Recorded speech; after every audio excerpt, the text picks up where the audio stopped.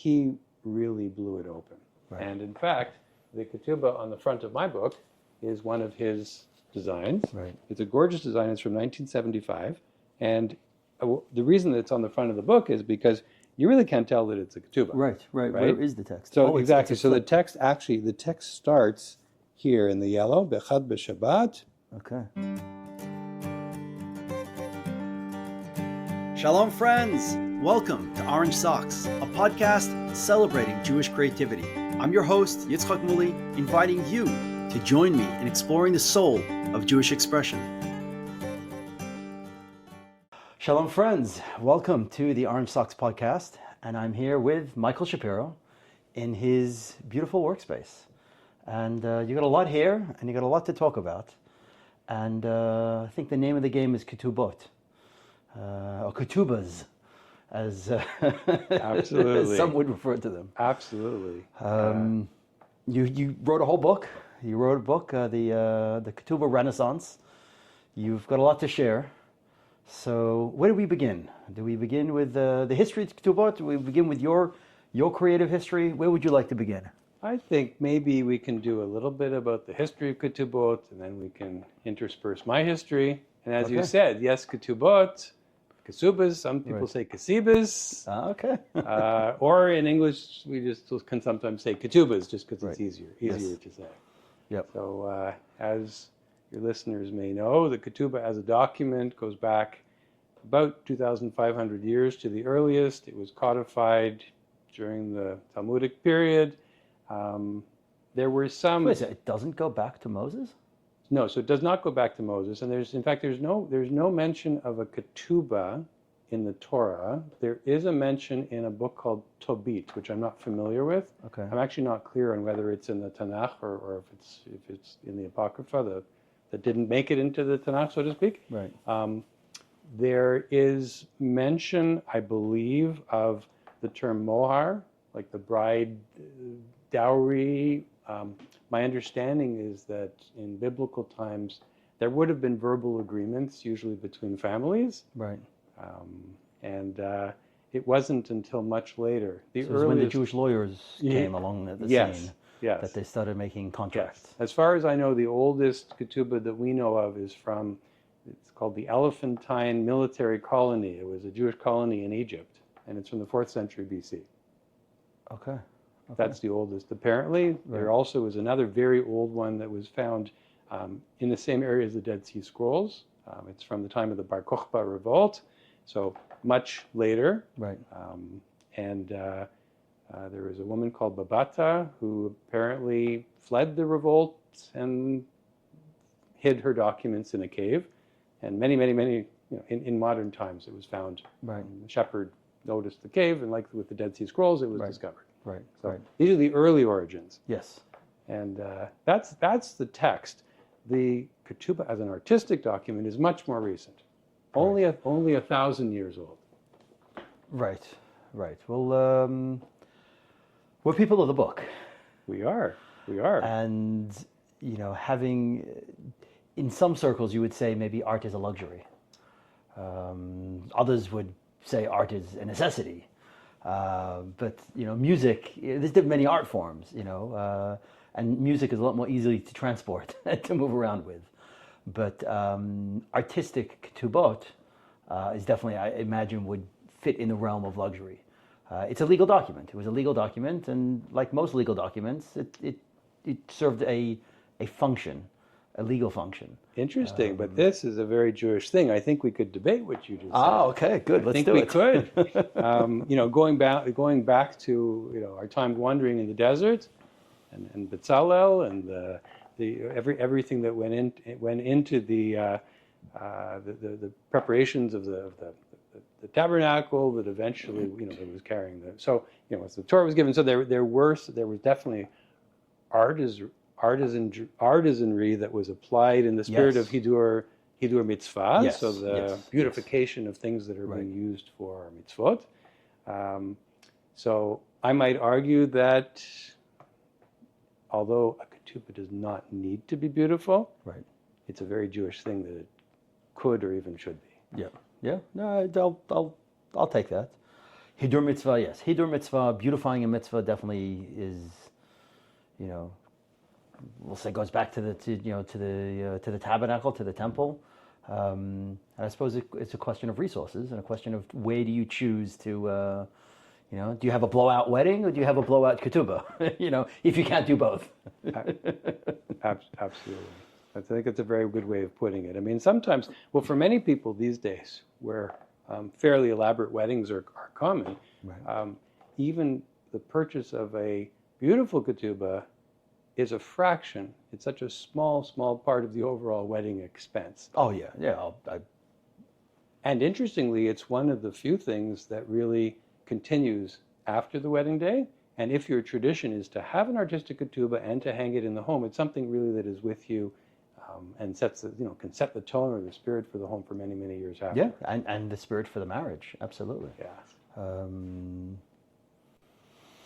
So 1,000 years ago, let's go to the old ketubot. Yes. For So the oldest ketubot with decoration go back 1,000 years. They go back to about the 10th century.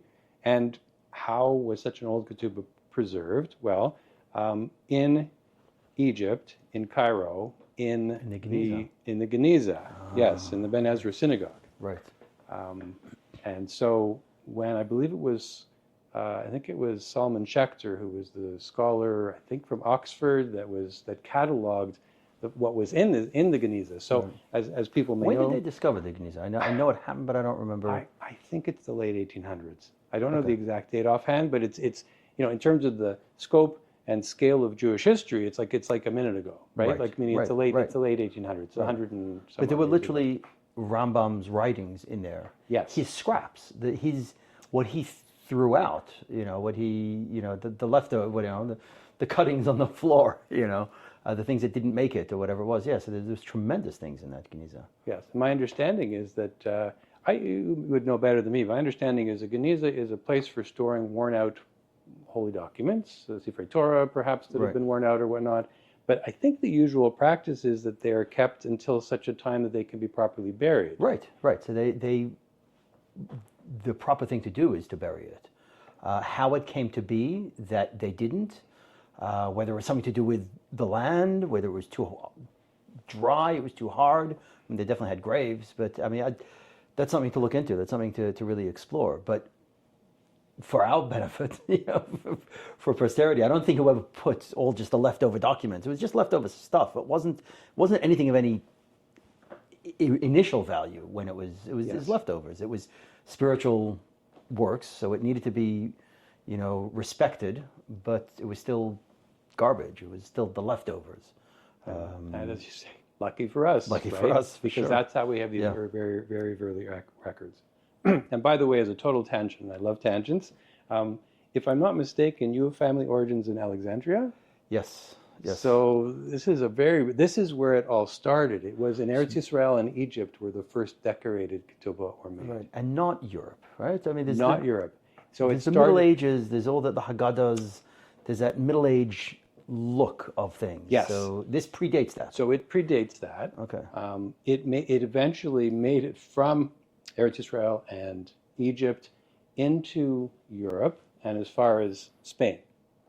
And so what you're talking about, yes, there's the Rothschild Miscellany, there's the Sarajevo Haggadah, which was actually made in Spain in the 1300s, right? So during the Golden Age, before the Sarajevo was expulsion. the Pesach program. They made it in Spain, they celebrated at the Pesach program in Sarajevo, and that's why it's called the Sarajevo Haggadah. I believe so. Yes, I believe so. And actually, the professor Shalom Sabar of the Hebrew University, who wrote the foreword for my book, Ketubah Renaissance, he is the foremost scholar on ketubot and pretty much every Jewish art and manuscripts and whatnot. Right.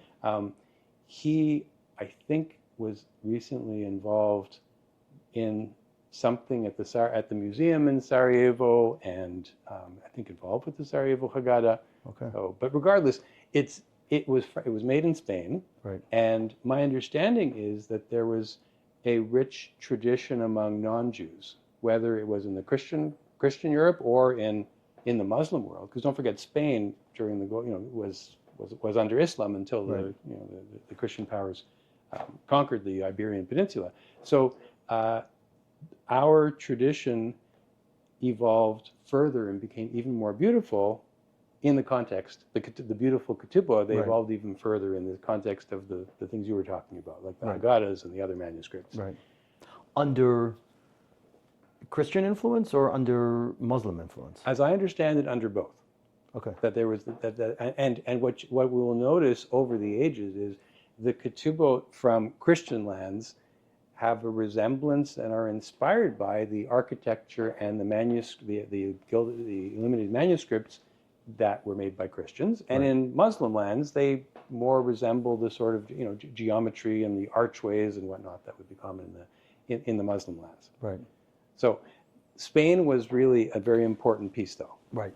because with the Spanish Inquisition and the expulsion of the Jews, this tradition among what became Sephardic Jewry, right? Because Farad is Right, Spain, Spain, right? yeah. So with the expulsion of the Jews from Spain, we now have the Sephardic diaspora into North Africa, the entire Mediterranean, and into Right. parts of the Middle East as well. Right. Right. Those Jews brought the tradition of the decorated ketubah with them. And it developed with local idiosyncrasies that I was mentioned, Right. local styles, and it had a heyday in Italy. Okay. Yeah. So Before or after the printing press? Okay, printing press. Gutenberg created the printing press earlier, but from my research, it wasn't used for ketubot until quite a lot later. Right. And in fact, the use of the printing press for ketubot was one of the things that caused the art ketubah to decline.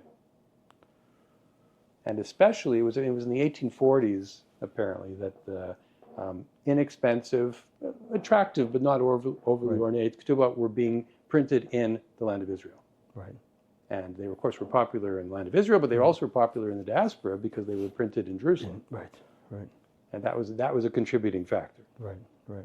But lots of other interesting stuff happened before that. Yes. I actually have an example here. So this is a ketubah that is from Italy, and it's an example from Monsilis, Italy, from 1659, and it's quite gorgeous. I mean, it's This is a replica. So this is a replica. The original is in the permanent collection of the Jewish Museum in New York, and my company licensed the rights to produce it exclusively.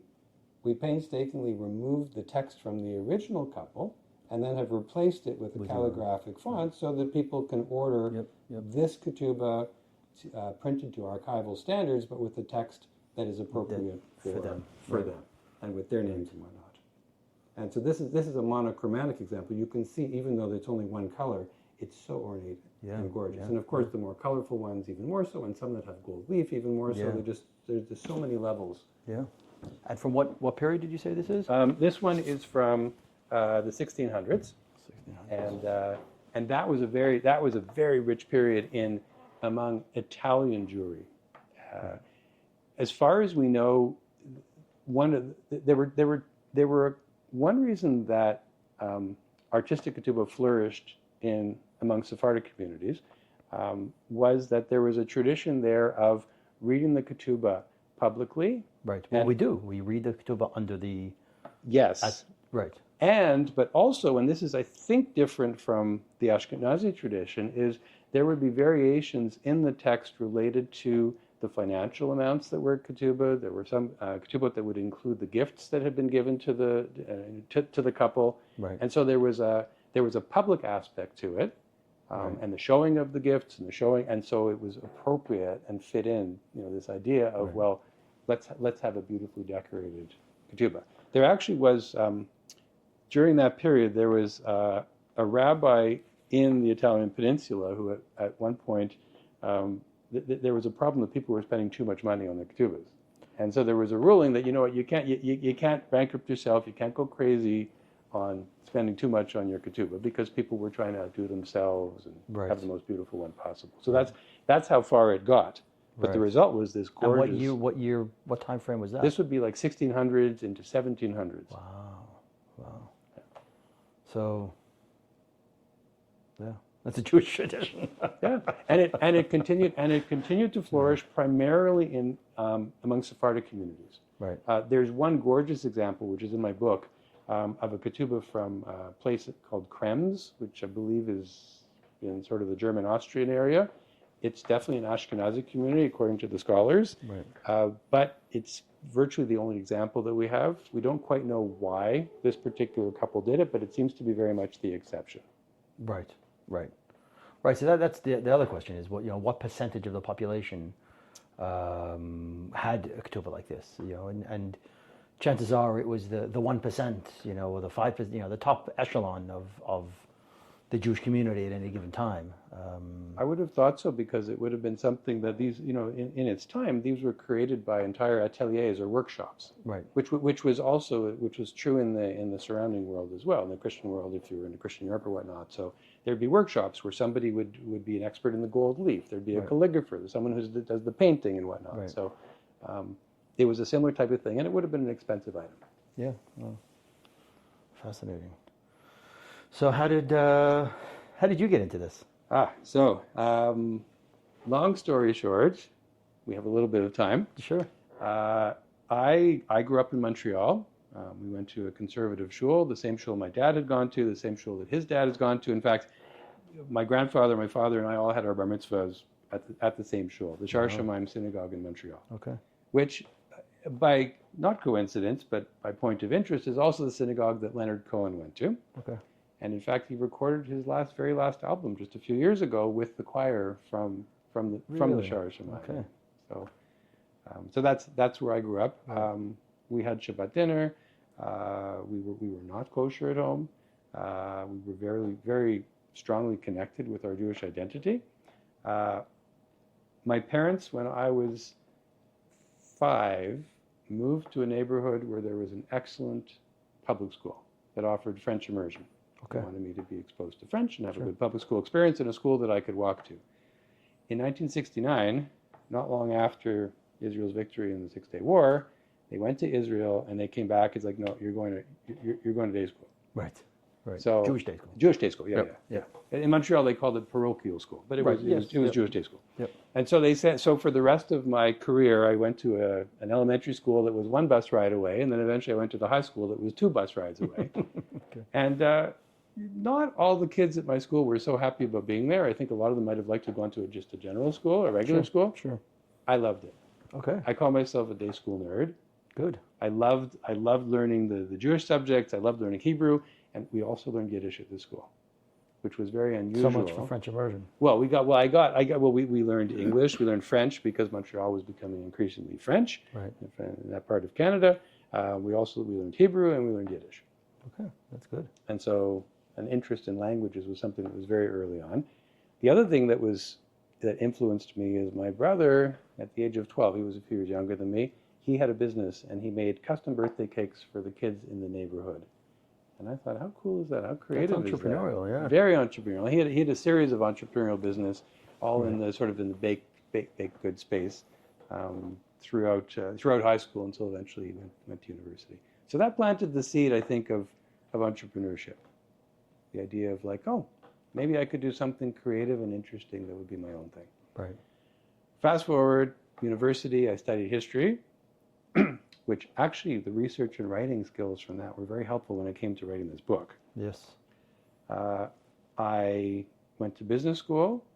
I was recruited to work in a corporate environment. I worked at Procter & Gamble in brand management for a couple of years and met some great people, learned a ton, but also realized that I'm too creative of a spirit for a corporate environment like that. Right. Right around the time that I was realizing, okay, I think it's time for me to find something else, I had a good friend who had just come back from studying at Pardes in Jerusalem. Right. And she spoke so highly of it, and I was open to it and interested that I quit my job, and within a couple of months, I'm in Pardes, and Studying in Jerusalem. And it filled in a gap of something that I didn't get at my day school, because my Jewish day school was not a religious school. It was a labor Zionist school. We're learning Hebrew, learning Yiddish, we're learning Tanakh, but we're not having tefillot in the morning. There's no Talmud. There's no so it's Interesting. there was a piece of it that I was interested to learn more. So at Pardes, I got to immerse myself more in that end of things, and I also at that time started thinking, what would I like to do when I come back? Right. And I had a couple of business ideas. One of them was to open a brick and mortar Judaica gallery, somewhere where you can buy not a usual Judaica shop, somewhere where it's got artistic Kiddush cups and candlesticks and challah covers and that sort of thing. Now I call it a brick and mortar shop. Right. I mean, this is 1995, so Right. no one was saying brick and mortar because Right. that's the only kind of shop there was. Right. The internet was almost non-existent. Yeah.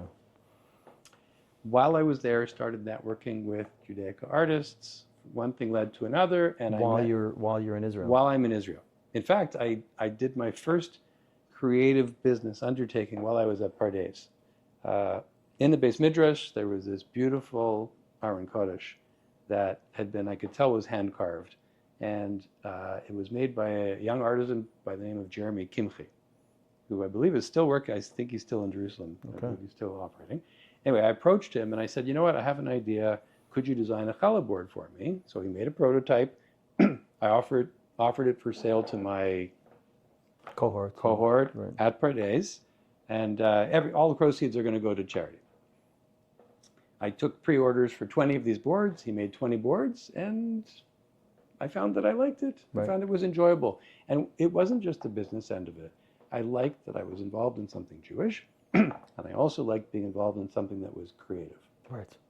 So those were your symbols to hit. That's Judaism, artistic expression, and then the third one, which I only really realized or came into the fore, was technology. Okay. I don't know how to code a website, right, but I love working with a web developer. Right. Bringing my ideas about how can we make this easy, how can we have a good user interface that people are going to enjoy, how can we make something complex easy. Yes. Yeah. And that's something that I've enjoyed doing very much in my work. Right, in terms of selling a ketubah, people need to buy one. A lot of our customers have a Hebrew name but aren't that familiar with the Hebrew language, right, the Hebrew alphabet. So I built a tool that made, okay, you can go in, if your name is Abraham or Avraham, you start typing Avraham, boom, Avraham Bivrit. Right. And make it really easy also for the rabbis to make sure the names are right, to pre-approve the text, to see a proof. Right. But we're getting ahead of ourselves. Let's get back to Good. Yeah, rein me in. So after the challah boards. So after the challah boards, June of '95, I meet my first ketubah artist, a man by the name of Ardin Halter, originally from the UK, made his life and family in Israel in Pardes Chana, and he welcomed me into his studio and he showed me some of his work and he showed me these gorgeous printed ketubot. And to say it was love at first sight, it sounds a bit corny because we're talking about artwork and we're talking about wedding artwork, but it was. I had never seen anything like this. When I came home afterwards and asked my parents about their ketubah, well, they showed me a very simple thing that they kept in the drawer that the rabbi had given them. Right. They weren't familiar with this tradition. Nobody was doing that at that time. So he was printing them. You said hand printed as in. So he designed them and he had them printed in England. Right. He had a relationship with a very high-end printer, so these beautifully printed pieces, and they're printed with a few different text options with spaces that would need to be filled in by a calligrapher. Right. Okay. Yeah. And that's how it was done at that time. Right. This is before print on demand and all that sort of thing. Right. So I signed on to represent him back home. I came back, started looking for retail space, and then I bumped into a childhood friend who I hadn't seen in years, who told me that he was leaving social work and starting to design websites. And I'm pretty much said, what's a website? I mean, I think I had seen something once on somebody's office computer. There was a map of the world, and you can click on a country and you could see information about that country. That was the internet. Right. That's what I had ever seen. So I became his first customer, and he built a very simple HTML website for me. My company was called Ketubah, and thankfully at that time I thought, well, maybe I should register a domain name, ketubah.com. And this is spring so you really got in early. This is spring of '96, and that name was available. Right. And I've made many mistakes in life and in business, and every so often you get something right. And it turns out that was one that was that was right. Yeah. So I had a similar experience, of walking into an artist studio in Jerusalem and seeing Ketubot, and that's a studio of David Moss. And the way I understood it, and you've written the book on the Ketubah Renaissance, so correct me if I'm wrong, but from what I understood is that David is one of the fathers of bringing back the Ketubahs. I mean, yes, it was, in the 1600s and so on, but it had gone out of style, or it had lost, whatever it was, it got lost on the wayside. And David really, has inspired many, and how many artists, and you'll tell us how many artists, but very much so. Very much so. David was absolutely, there were some early stirrings, and there are some examples in the book of some ketubot that were made in the 1960s. Just one or two or three, po v'sham, just a couple here and there. He really blew it open. Right. And in fact, the ketubah on the front of my book is one of his designs. Right. It's a gorgeous design. It's from 1975. And the reason that it's on the front of the book is because you really can't tell that it's a ketubah. Right. Where is the text? So exactly. So the text starts here in the yellow, Bechad b'Shabbat. Okay. Can you see it? Behind, and then it's through. Yeah, and then it's through, and then you can see down. It's hard to see at the bottom. Neum Ed. So like the signatures are there. Right. Almost every section has text in it, except there's artistically he chose one or two. You can't see it from here. I'm gonna have to. I'll put a close up of this on the up there so you can see it. So it's just something, right? And this is and he had a number of different designs. He was prolific. He jokes. He wrote a book called Love Letters, which is all of his ketubot and his story. Right. It's worth looking at as well. And he says that I think it was the first ketubah that he made, where he was paid for it. Somebody paid him $50, and he thought he was amazed. Right. Now, his work is so intricate. He is so talented. He calls himself the mitzvah beautifier. He who does hidur mitzvah. Right. And it's a very apt name for him. Right. Not only does he have the technical skill, but the way he immerses himself in the text and introduces midrash, and the way he sits with the couples when he's doing a custom piece. Right. This shape. This is 7 concentric shapes. So it ties into the Sheva Brachot, the 7 blessings related to the wedding. You could possibly also say 7 days of creation. Lots of 7s in our tradition. Yeah. And this shape, though, where does the shape come from? Well, the couple he made it for had a shared interest in media. So these are stylized shapes of old school televisions. Interesting. So 7 of those interspersed like that. Yeah. What blew me away about his work is he doesn't just work on paper, but a lot of his work is works on paper. And you'd think, like, how much creativity can you get onto a piece of paper? And it's a marriage contract. It's a contract. It's a legal binding contract. And a lot of ketubot, and like there's the decorations, and then there's the text, and they're kind of two separate elements. And the decorations can get very decorative and very, very, very, very decorative. And again, you know a lot more than I do. But there's the decorations and there's the text, and they're separate. And there's a circle there for it, and a little bit to the left and to the right, and placement. But I think he's in a league of his own. That the amount of creativity that he can pull, that he can put into words on paper. I would agree. And Yitzchok, you know what else? Phenomenal. I think very much on par with what you're saying. So what he does here is not only is he integrating the text into the design, it's the text becomes the design. Right. Like there's a very old tradition of micrography where tiny lettering is used, and that makes a shape. Makes the page. This you could almost call macrography, where it's huge. It's a large lettering that really provides the structure and the shape. Yeah. So yes, and a few months before I met Arden Halter in Pardes Chana in his studio, David Moss brought a slideshow to Pardes, where I was studying, and one evening, and this is the spring of 95, and he brings a slideshow, and it's all about his Haggadah, is called the Mas Haggadah, Right. which is absolutely stunning. Yeah. And the wordplay and the midrash and the imagery and it's in a league of its own. Yeah, very much in a league of its own. His work was on the cover of Jewish magazines in the early 70s. He was very prolific, and he also taught broadly. In fact, even up till I'm not sure if I know he's still active. Right.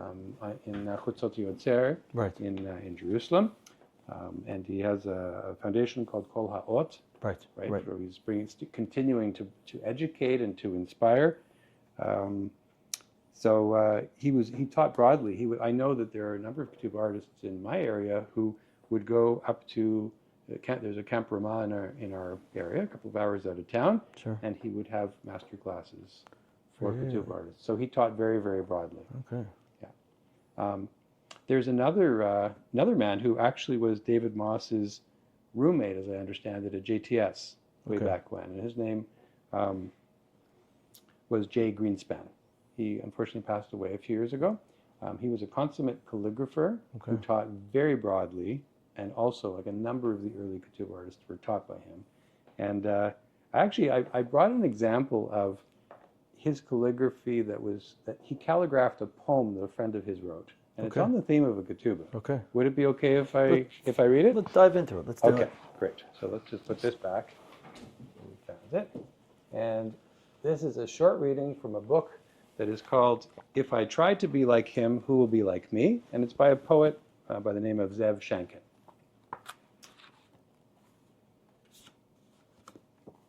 And it's called First Visit to In-Laws. The smell of old silverware drawers. There, ketubah in a frame. It smells like the drawer. Smiles to go before I sleep.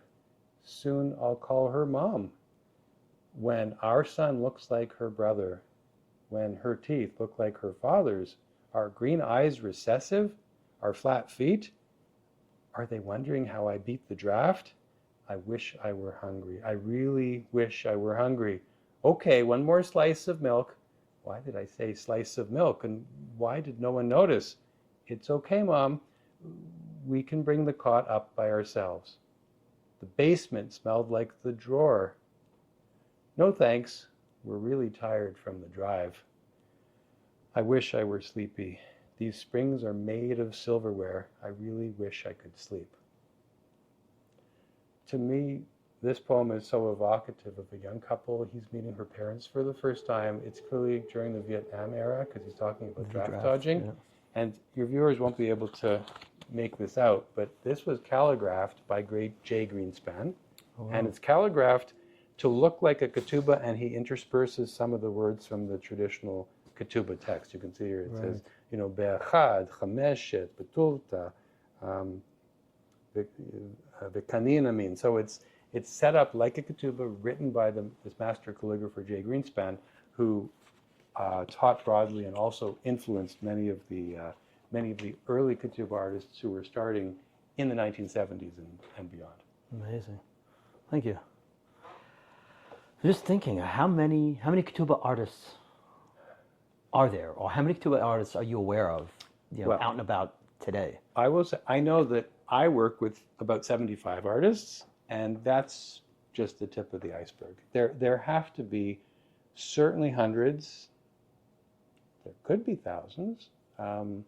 Most of them are working in North America, so Canada, United States, many in Israel. Interestingly, many Israelis working in North America, and many North Americans who have made Aliyah working in Israel. Right. One of the master calligraphers of our time, Izzy Pludwinski, he lives in Israel. He's not from Israel originally, lives in Israel. And Naomi Teplo. There's a number of artists in my book who have Gad Almalia, whose work you noticed when we were looking through the office before, who does, or rather passed away, did the hand-hammered copper. Right. He was from Israel, made his life in Boston. So I would have to say safely hundreds and possibly thousands. Right. Is there a movement? Does everyone's just doing their own thing? Is there I don't even know what words I'm trying to get to, but there's you imagine the cafes in Paris and the artists sharing and talking. Is there a common ground? Is there a shared language other than the technical? Good question. So there definitely is sharing among ketubah artists, and some of it would take place at things that I mentioned, like where David Moss is teaching. So there'd be various ketubah artists who would be attending. There'd be a sharing of ideas. There definitely have been examples of artists in a particular geographic area getting together. One that stands out was in the in the Philadelphia area. There were a number of artists there. There was Sivia Katz, Mordechai Rosenstein, Alav Shalom. Yeah. He's such a wonderful man. He was 90 years old. Jonathan Kramer, Karen Shane Schloss.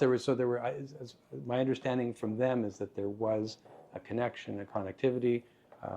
I believe this has been the case in some other cities as well, in the West Coast, in the Chicago area, in Toronto. So artists like to learn and to share and to challenge each other. You know, as an active I'm trying to visual artist. That's what this platform is all about, is in discovering new creativity and sharing that, for people to find each other and people to the bigger the pie, the bigger the pieces.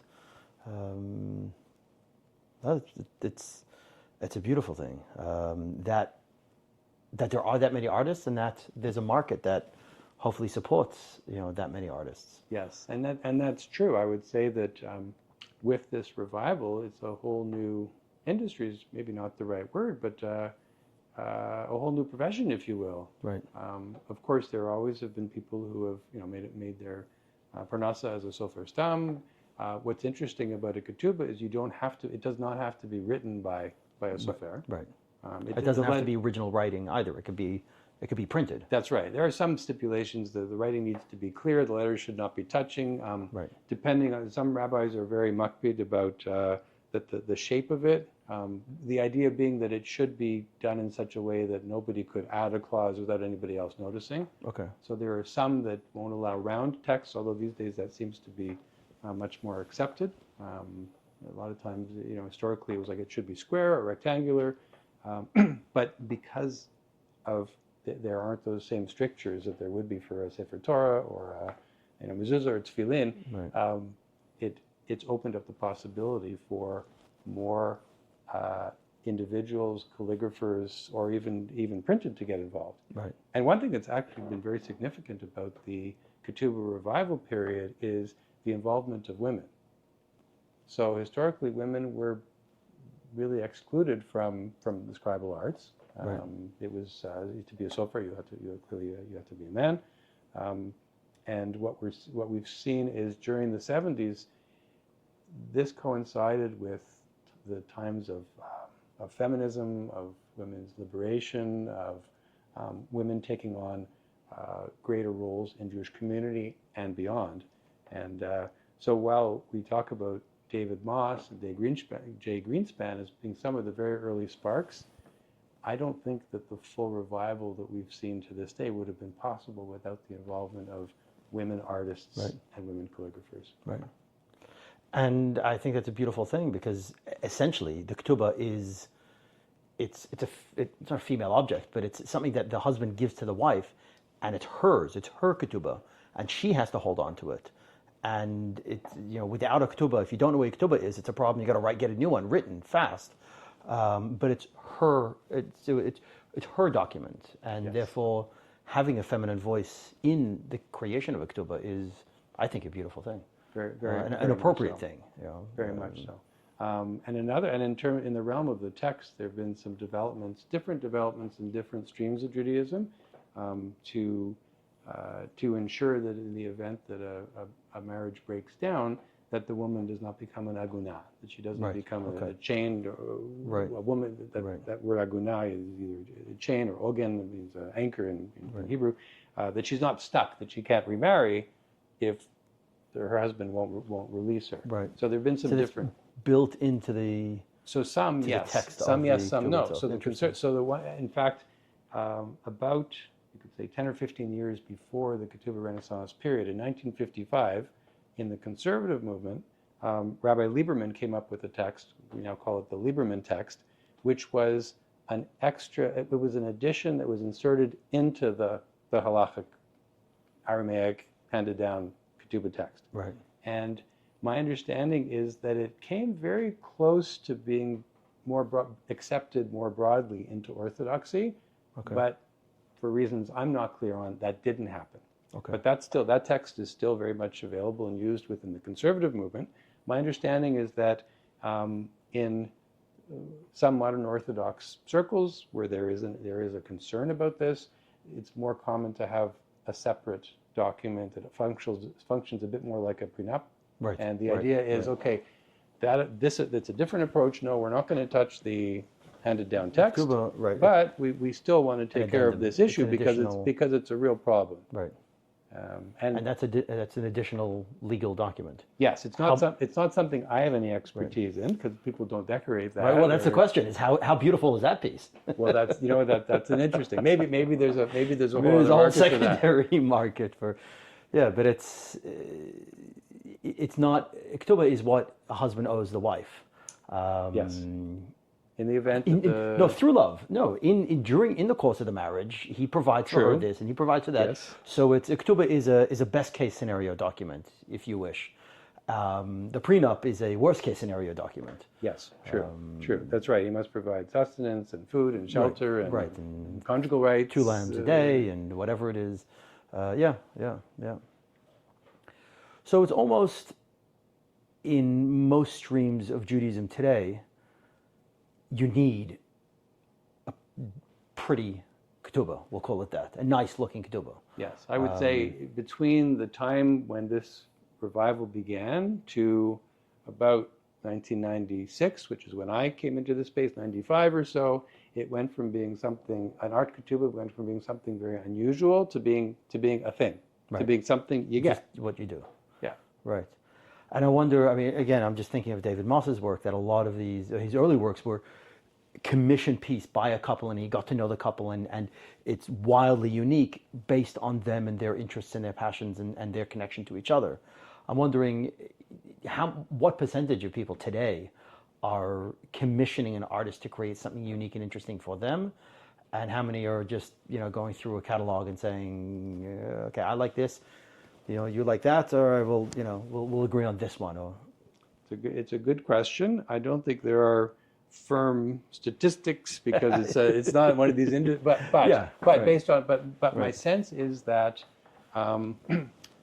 the majority of people today are getting one that is a print right, that they're probably ordering online. They may be going to their local Judaica shop, but or going to a local artist, but very likely going online, right, including online to the Judaica shop or to the local artist. right.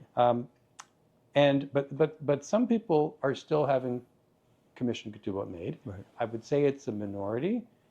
Is it a larger number or smaller number than before? I'm not sure. Originally, there would have been a small number of people doing commissioned work. Then the demand for the prints exploded. Right. I don't know if the numbers remain the same among the people who are having a bespoke custom one made, or if they've gotten smaller. But they're certainly smaller in comparison to everybody who's doing a print. now doing Right. it. Yeah. No, I joke with other artists that when having an original piece of art on your wall is a status symbol in the full Jewish community, whatever that is, the full spectrum of the Jewish community, then we'll be okay. And that as of yet, it's not the case. And the people are very happy with prints or even cutting things out of calendars, the art calendars. So art is, I think we're at a golden age of Jewish art, a renaissance of Jewish art, beyond just the ketubah. I would agree, and I think one of the reasons for that is that, in addition to the quality of originals that are being made, whether ketubot or other art, the technology for producing reproductions is now so much better, Right. such that sometimes it's almost impossible to tell if something's an original or not. Right. Also, the sort of these days, I talked about the workshops or ateliers that were happening in sort of medieval and then Spanish, in kind of European sort of Renaissance times. there's a rough equivalent to that today where a ketubah can be printed to archival standards or laser cut to archival standards, and then handwork is done afterwards. Right. Gold leaf is added to it, Swarovski crystals are added to it, Right. pearls are added to it. Right. So And then the text itself is that you have printed text, but then also the calligraphy. The ketubah itself could be yes. and even though the text itself is the traditional text, whatever variation of the traditional text, but it's still a traditional text going back to the Talmud. It can still be handwritten. It can, and interestingly, it can be handwritten, or it can be typeset in a calligraphic font. Then the font is made from a calligrapher's writing. Okay. So, for example, I'm very familiar. I work closely with Patty Levy. She has a gorgeous font, which is the font that I use for the ketubot that I sell. Izzy Plugwinski, who I mentioned earlier, he's developed a font based on his stunning calligraphy as well. So there are options that can approximate the handwork, even if it's done digitally or digitally assisted, perhaps. Yeah. Yeah, it's wild. In creativity, sometimes when you have just no limit, anything goes, then it's too open a container. And when you start putting parameters, then a lot more creativity can come out of by placing parameters, you get a lot more creativity out. And I'm sure you've seen the evolution, of the ketubah, which again is a legal document on a piece of paper. It must serve that function first and foremost. Everything, all the beautification comes secondary, and yet, the places where what has been done and what has yet to be done with the ketubah is fascinating. And I can identify, just on a personal note, of this idea of structure providing for more creativity. I spent most of I'm about to turn 60, and I spent about maybe 58 years resisting structure in my schedule, in my time, in my day. And what I'm finally experiencing is something that I've been told before but never quite believed, is that there can be freedom in structure. Yeah. And it's not something, I don't want to be fully structured about everything, but but to have some structure, I think provides freedom in life, and also it can provide artistic expression as well. Yeah, for sure. Wow. Well, thank you. My ketubah is not so exciting. I didn't define myself as an artist at the time. So did you made your own ketubah? No, not at all. That's what I'm saying. I was not an artist at the time. I didn't did photography. I dabbled in creativity, but I got the ketubah. Either I got the ketubah the rabbi told me to get, or I just went to the Judaica store and it was just a legal document in my head at the time. I'm curious, what kind of ketubah do you have? So we have an original that was made by Howard Fox, who's one of the. He's a Canadian who lives in Israel. Okay. Actually lives in Pardes Khaneh as well, and we had seen some of his work, and we said, well, we kind of like this aspect of this and this aspect of that. So he made an original for us, Okay. To our specifications, and included some a quote that we quite liked in Hebrew and then also in English. And he included some little symbols that were of personal, they're kind of hidden in the design, that really only we can see them, Right. that are of personal significance to my wife and to me. Now, this past summer, we celebrated our 25th wedding anniversary, and we did something which more and more people are starting to do, which is we got a commemorative ketubah for anniversary. Now, it doesn't replace the original ketubah, because there isn't such thing as a ketubah that has any legal religious significance for your 25th anniversary or any other one. But we just chose one that we thought was extremely beautiful. We made some changes. It was a laser cut with some crystals, and it had text going around it, and we replaced that with the same text that we had in our original. We also put the date of our 25th wedding anniversary in the paper, in the frame, so to speak, or in the art, and we put our kids' names too.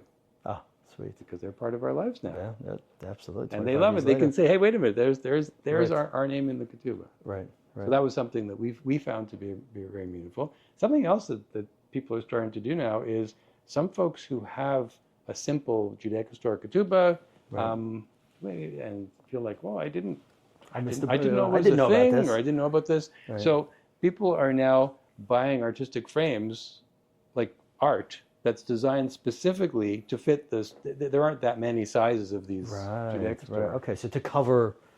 So basically, it's still your ketubah, and The text is the same. The text is the same, and then there's an artistic frame. It could be a print, it could be a laser cut, could be with gold leaf or crystals, or simple, depending on what your aesthetic is. And then when placed into a picture frame, it looks like it's part and parcel. Interesting. And it's another approach that we're starting to notice. So there's a lot of a lot of options. A lot of creativity. A lot of creativity. Yeah, that's we like that. We like that a lot. All right. Well, thank you.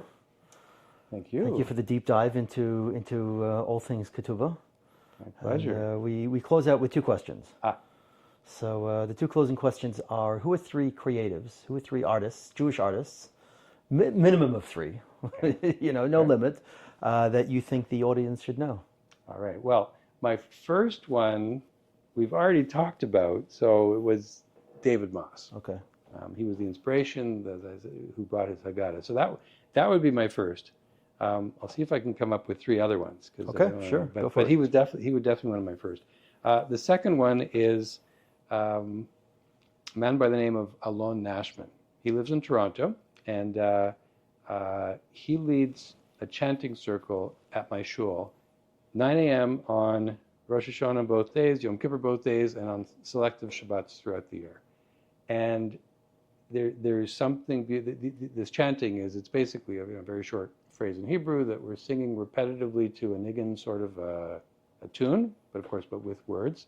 And he studies with Rabbi Shefa Gould, who wrote the tunes to these, and there's something transformational about that work for me. And interestingly, as he points out, it's in the silence when we stop. There's something, I would say, holy in the space. So, but why do I bring him up as a creative person? Because he is an actor, playwright. He's got his own theater company in Toronto called Theaturtle.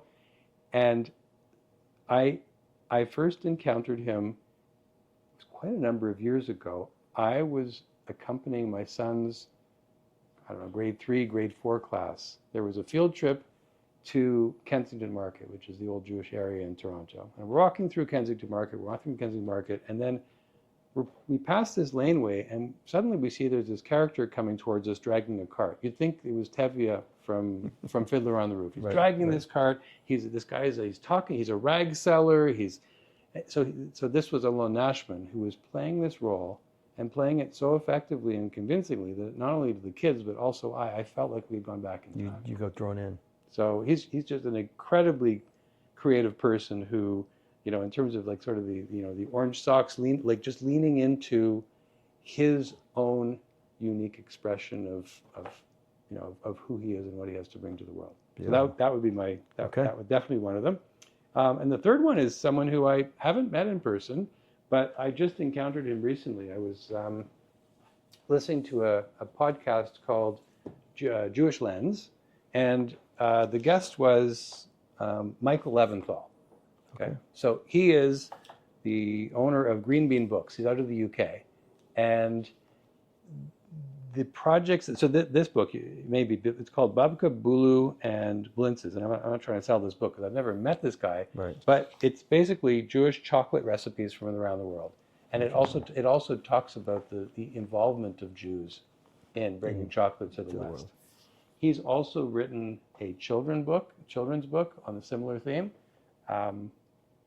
I don't know if you've ever had this where someone you haven't met them in person, but you just have this feeling that this is a deeply creative person. Yeah. And I do have one more. Okay. And I brought this one. I brought one too. So I was recently at the awards ceremony for the Canadian Jewish Literary Awards. Okay. And one of the winners was the author of this book. This is called The Lightkeeper. And it's written by Sheila Baslaw. It's a story of her grandfather. who lived in a shtetl in Eastern Europe, and at the age of 10 years old, when they brought electricity to the town, he was the only one who knew how to fix the electric lights, and they were an extremely poor family that, thanks to his resourcefulness and abilities, it's just a beautifully told book. And she co-wrote it with Karen Levine, who is well known for the book Sophie's Hannah's Suitcase. Okay. You may have heard about that, about a girl who had perished in the Holocaust. So I would say, I guess those are my three. Okay, thank you. You really did your homework. You brought reference material and everything. I try my best. Yeah, absolutely. It's an honor to be here, and I've got to do my part. Thank you. So our closing question Yes. is, what's your advice for young creatives for them to find their orange socks? Well, I hesitate to give advice because even though I have some life experience, what I recognize and what I've learned is what works for one person doesn't work for everybody else. But here's what I would say in broad strokes. Lean into your weirdness. Lean into your uniqueness. You can't go wrong by tapping into what makes you tick. Like in my case, I was talking about, I went to Jewish day school, I learned all these languages. I've since as an adult studied other languages. And during COVID, I studied alphabets of languages that I don't even understand. My wife, my kids look at me like, what are you doing? But it's something that gives me extreme joy. Right. And I think that same approach in artistic endeavors, in creativity, can yield successes, can yield some things that don't feel like successes, but keep moving you along the way to greater and more unique expression of what you were put on the earth for. Amen. I like it. All right. Thank you. Thank you. Thank you so much.